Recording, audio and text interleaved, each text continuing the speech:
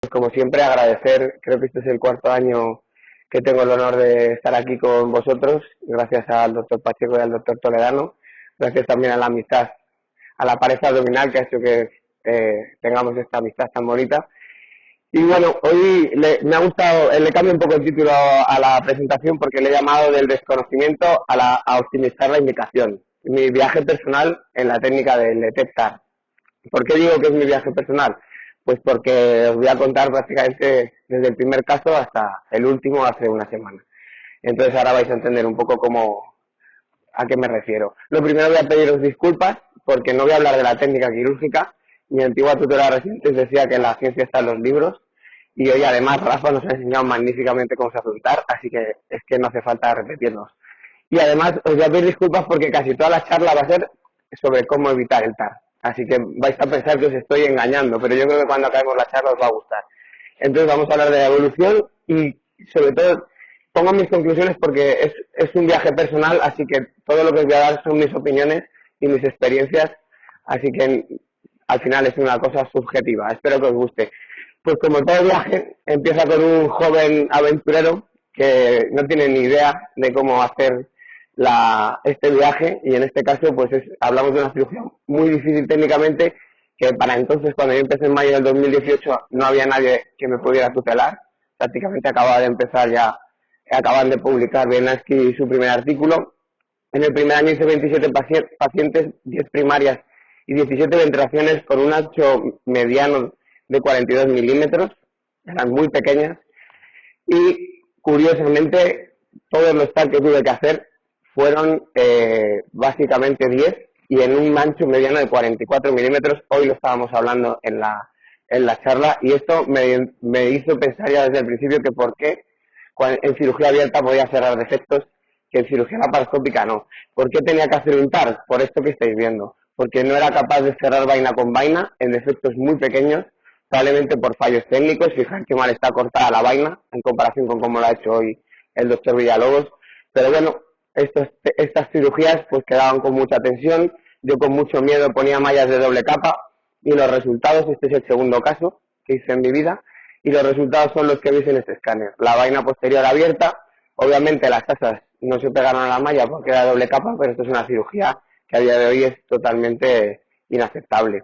Entonces, bueno, al final la historia acaba técnicamente con el héroe siendo maestro siendo maestro Jedi y como veis a día de hoy llevo 101 casos, 73 de ellos son TAR, 25 de línea media, que es sobre todo lo que vamos a hablar, y sí que me gustaría hablar dar un apunte de las laterales porque creo que es fundamental conocer el TAR para abordar ventilaciones laterales de cierto calado. El año pasado hablé de ellas, así que creo que no merece la pena que pare. Simplemente voy a decir un par de datos. Es importante saber hacer un TAR porque en las L1 vamos a tener que poder hacer una progresión subdiafragmática y para eso hay que hacer un TAR, pues sobre todo en el tercio superior. Las L2 básicamente están en todo el meollo, están donde está la línea del TAR y vamos a tener casi siempre que hacer un TAR, y la L3 de tamaño suficiente lo vamos a necesitar para extender cranealmente la malla. Y no voy a hablar mucho más de hernias laterales. También en este camino lo que hemos ido poco a poco es aumentando la complejidad, de tal manera que basándonos en los criterios de Slater hemos operado en total 30 casos complejos que no han necesitado TAR, ¿vale? O sea, no necesariamente la complejidad va asociada al TAR y otros 37 que sí, ¿vale? Entonces, bueno, ¿por qué hemos ido mejorando? Porque hemos mejorado la técnica. Hoy hemos visto un TAR muy bonito, pero nosotros hacemos lo que yo llamo fast TAR, que es introducir el balón a través del bogros, disecar ya todo el espacio y simplemente ir en los dos primeros tercios en el TAR down to up cortando la vaina. Este vídeo solo está multiplicado por 2. Yo tardé en hacer el TAR el doble de lo que vais a ver ahora. Entonces, son técnicas o son, vamos a decir, trucos, ventajas que vamos aprendiendo con el tiempo para poder facilitar la cirugía, ganar tiempo y sobre todo, pues poder cada vez asumir casos más complejos sin miedo a acabar cansado y destrozado en una cirugía. Cuando vamos enfrentando, por ejemplo, el tiempo quirúrgico a lo largo de los años con el número de casos complejos según esta clasificación, pues hemos visto que no ha variado mucho el tiempo, es decir, seguimos tardando más o menos lo mismo, en torno a unos 150 minutos y los casos complejos cada vez han aumentado. Decir que estamos ahora en medio del año 6, estamos como a la mitad, o sea que los casos probablemente serán el doble de los que estáis viendo. Cuando hablamos de a partir de qué tamaño hemos necesitado hacer el TAR, fijaros en el primer año, prácticamente en 4 centímetros hacíamos el TAR, era inaceptable, obviamente, y ese tamaño fue aumentando a lo largo de los años, ¿vale? Pero yo seguía dándole vueltas, porque yo me preguntaba, ¿para qué quiero hacer un TAR? ¿No? Pues definitivamente yo creo que el TAR lo necesitamos para cerrar el plano posterior. Nos lo dicen muchos estudios en cadáveres, ¿vale? O algunos de ellos, que se pueden hacer unas mediciones perfectas con dinamómetros. Y bueno, pues lo hemos visto hoy, no me voy a detener. En cuanto consigues hacer un TAR, pues puedes cerrar las vainas posteriores. Pero yo me preguntaba si era la única manera de cerrar el plano posterior, porque entonces iba a tener que seguir haciendo TAR a defectos demasiado pequeños. Y la respuesta, pues ya la sabíamos en cirugía abierta. Todos usamos el saco para cerrar el defecto posterior en cirugía abierta. ¿Por qué no lo vamos a hacer en cirugía laparoscópica? Cuando tenemos defectos como este de 10 centímetros, nosotros solemos hacer neumodisección del saco para facilitarnos esta maniobra, y lo que hacemos es un flap o una plastia de peritoneo. Vamos liberando el saco del subcutáneo de tal manera que lo vamos a dejar distalmente pediculado al resto de la disección, al resto de la línea media. Y cuando acabemos nuestra disección, lo único que vamos a tener es que usar este flap para cerrar el plano posterior. De tal manera que defectos, como veis, más grandes en el plano posterior de 10 centímetros, con el peritoneo del saco, que es muy elástico y muy resistente, pues vamos a cerrar sin ningún problema. Y entonces empezamos a usar el flap peritoneal. ¿A partir de qué tamaños? Pues vamos a contar el segundo año, porque ese primer caso con 117 milímetros es un caso aislado que convertimos, pero a partir del segundo año fuimos haciendo este flap a partir de 6 centímetros y aumentando. Y cuando hemos cruzado los datos con el número de TARs que hemos hecho año tras año, fijaros qué curioso. Según hacemos más flap peritoneal, dejamos de hacer TAR. Es decir, que no necesitamos el TAR para cerrar todos los defectos posteriores. De hecho, a día de hoy, el año pasado solo hicimos un TAR en línea media, para que veáis. Vale, y entonces, ¿sirve el TAR para cerrar el defecto? Porque lo estábamos comentando también hoy en la cirugía. Yo me preguntaba lo mismo, porque es súper curioso. Te encuentras a autores como Carbonell que te dan una ecuación matemática de cómo tú tienes que saber si vas a cerrar o no una pared antes de la cirugía, pero fijaros que dos abdómenes tan diferentes. Este defecto mide 78 milímetros, este 82, pero mirar este abdomen, mirar qué flacidez, esto se va a cerrar solo, prácticamente el de arriba. Y el de abajo está tenso, tenso, tenso. Esto no va a cerrar, de hecho no cerró. Entonces, lo que nosotros nos hemos dado cuenta es que la regla de Carbonell tiene muy pocos verdaderos negativos y muy pocos verdaderos positivos en nuestra serie, y una cantidad inaceptable de falsos positivos, así que no nos fiamos de ella, ¿vale? Hay que entrar al quirófano sabiendo que puedes hacer en cualquier momento un TAR, sea cual sea el tamaño del defecto. ¿Y por qué? Primero porque la medicina es una ciencia estadística, no podemos usar ecuaciones con las personas. Y la segunda porque los pacientes están vivos y los estudios que os he enseñado son en cadáveres. Los cadáveres están flácidos, no tienen ningún tipo de tensión muscular. Hay que contar con la confianza en el paciente vivo. Y luego la tensión del cierre laparoscópico. Yo no ejerzo la misma tensión con mis manos que con la pieza de laparoscopia.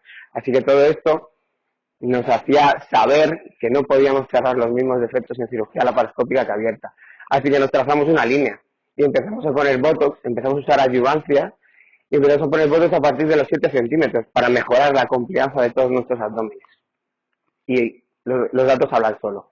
En cuanto empezamos a usar el botox, se invirtieron los papeles. Cuanto más botox usamos, menos TAR tenemos que hacer. Fijaros, solo hemos tenido que hacer en nuestra serie un TAR con botox, ¿vale? Y esto es muy importante porque esto al final es un número que une la plastia de saco y el botox.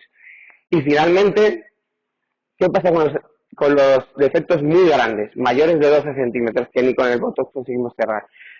Pues yo llevo mucho tiempo dándole vueltas, Miguel lo sabe, que me obsesionaban los defectos WT y creo que tengo la respuesta. He diseñado con una casa comercial un prototipo de tracción facial totalmente reutilizable, ¿vale? Sabéis que hay uno comercial, pero que es fungible, que a día de hoy nos permite cerrar. Hemos hecho 8 casos, 6 abiertos, 12 TEPs, nos permite cerrar casos como este de 15 centímetros.